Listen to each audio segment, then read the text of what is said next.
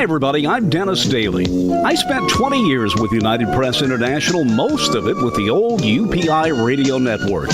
And my favorite assignment was going on the road producing and hosting American Montage.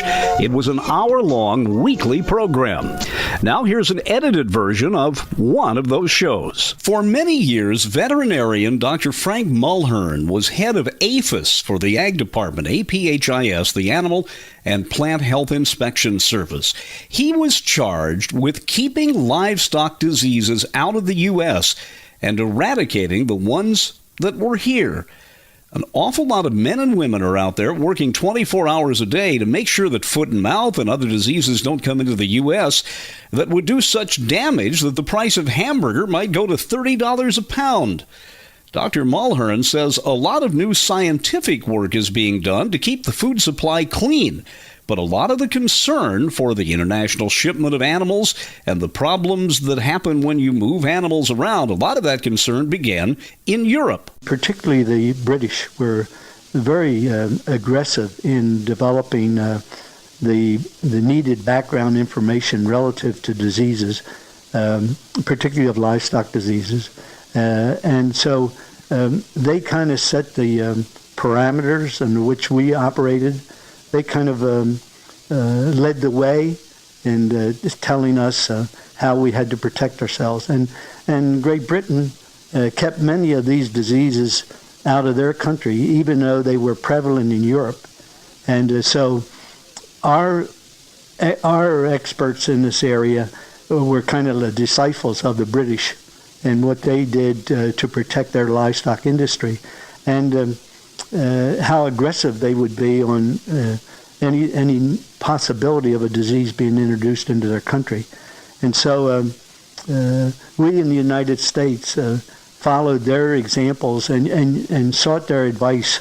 And they initially were very, they stressed the importance of good research, so that when you were dealing with these diseases, you were looking at what was really the true basis for any decisions that you should be making, rather than somebody's opinion. And so research became important for us. And Peerbright University, right outside of London, is one of the leaders in the world in this regard. And of course, we have our Plum Island off the state of New York, which was kind of followed the precedent set by the British. Do many livestock diseases have implication for humans? I know we've gone through, you're speaking of the British, the problems they've had with what is in layman's terms called mad cow.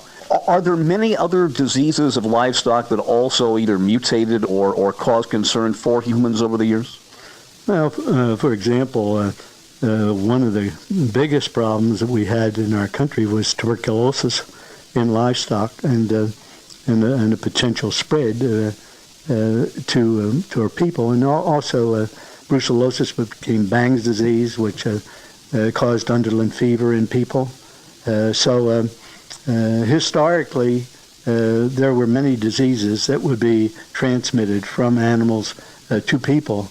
And so there was great concern over taking the necessary precautions to prevent the exposure from livestock animals to people, just as we did with dogs and rabies, to be sure that we were protecting our human population from animal diseases. Let's look at a disease that I'm sure everybody knows. I've heard people call it hoof and mouth, foot and mouth.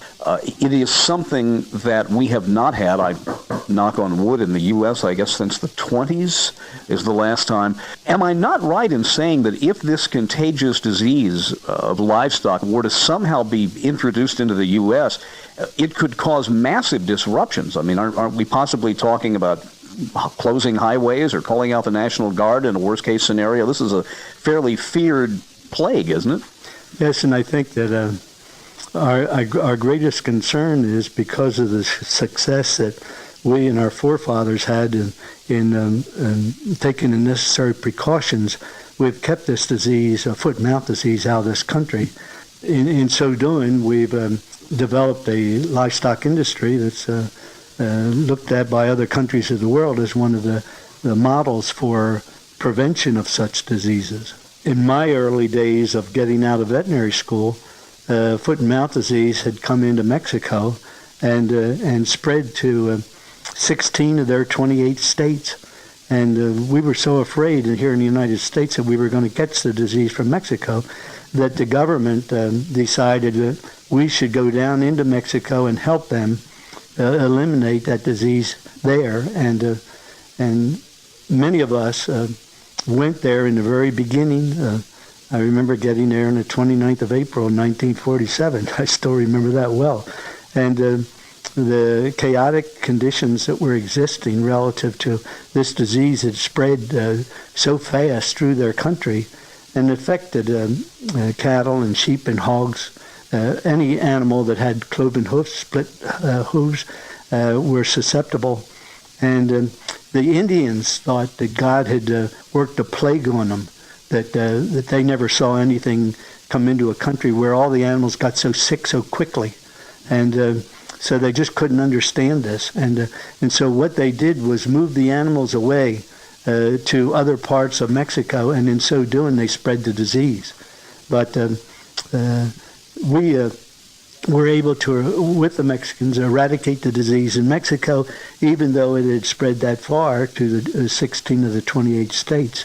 And it became a model. It certainly was it gave us an opportunity for our people to understand the importance of eliminating such diseases and keeping them out of the country. And it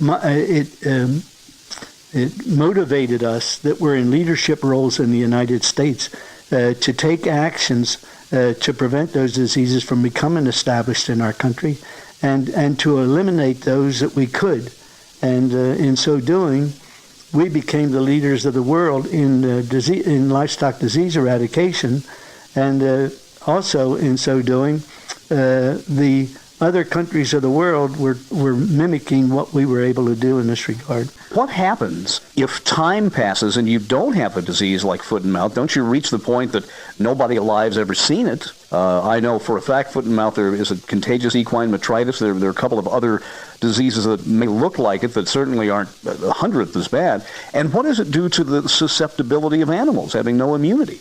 No, they naturally, without the immunity, you're very vulnerable to any particular introduction, and you have to take elaborate precautions.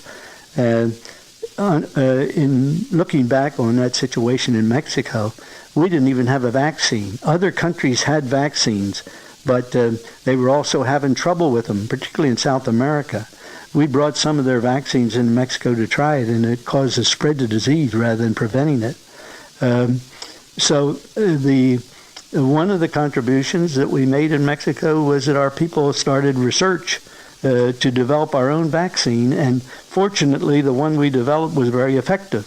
And so that the importance of recognizing the need to prevent this disease from coming into your country, and the second thing of being able to react in a way that you could prevent or minimize the dramatic effects that these kind of diseases can have, are lessons that we all learned in the early days of the spread of these communicable diseases. And as Dr. Frank Mulhern of the USDA's Animal and Plant Health Inspection Service would tell you, the next time you come back into the U.S. and an inspector asks you if you've been on a farm or ranch or have an agricultural product, he's not being nosy. He's not trying to cut down on competition for domestic producers. He's trying to keep you from inadvertently bringing a pest into the U.S. that could decimate American agriculture.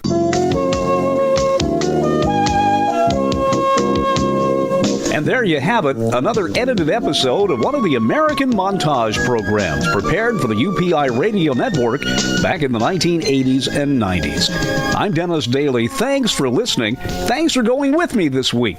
And check YouTube for more American Montage programs.